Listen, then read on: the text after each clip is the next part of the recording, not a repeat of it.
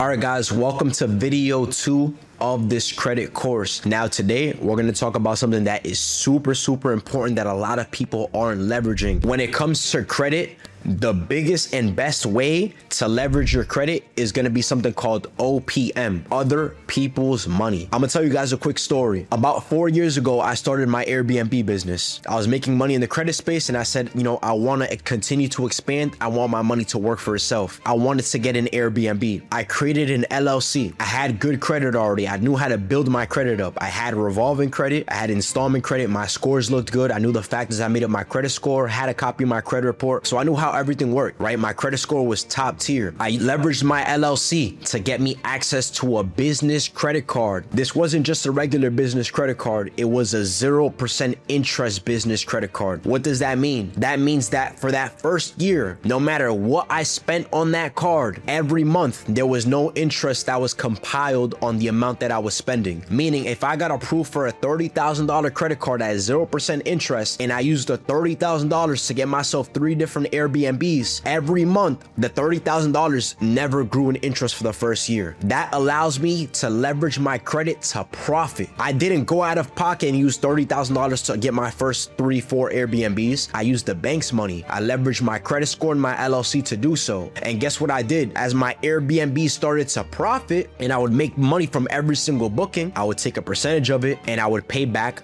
the credit card that I used to start the business, right? Now, guess what happens as the Airbnb starts to grow, as the business starts to grow, right? And think about this as in car rental terms. As your car fleet starts to grow, as you start getting more bookings, as people start to inquire a lot more, as your customers start to grow and you start to profit more, you now can take a percentage of the money that you're making from the business and pay off that card. Now, when that card is fully paid off, you're left with a cash flowing car rental business, no credit card debt, and the best thing about it, you didn't have to come out of pocket in order to get approved for that. Now, I know the model. You guys are looking to buy cash cars anywhere from $2,000 to $5,000. Now, imagine being able to get access to a $10,000 credit card where you can buy 3-4 cars, and then you pay those cards off later through the profit of the car rental business. That's how important OPM is, other people's money, and a lot of people don't know how to leverage it. So that's what I'm looking to teach you guys today. Now, in order to get approved for these 0% interest credit cards, there are certain requirements that you need, and I'm gonna go over these requirements with you so you can build your report the right way and get approved for these credit cards with no problem and scale your car rental business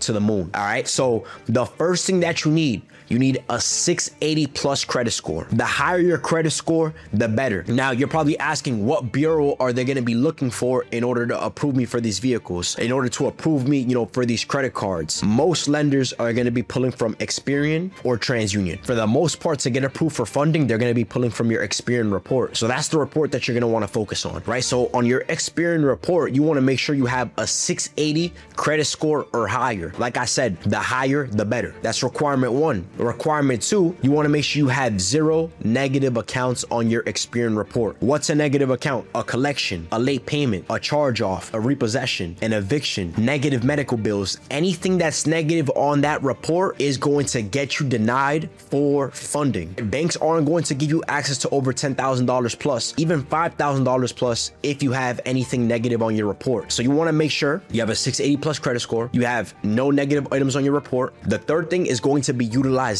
right? Your credit card utilization has to be under 27%. With this, the lower the better. If you can stay under 10%, that's even better. You have to keep your credit card utilization low. Banks aren't going to fund you if they see that the credit cards that you already have in your possession are almost maxed out. I'm not going to give this person money. If they can't pay off the cards that they currently have, we're not going to fund them.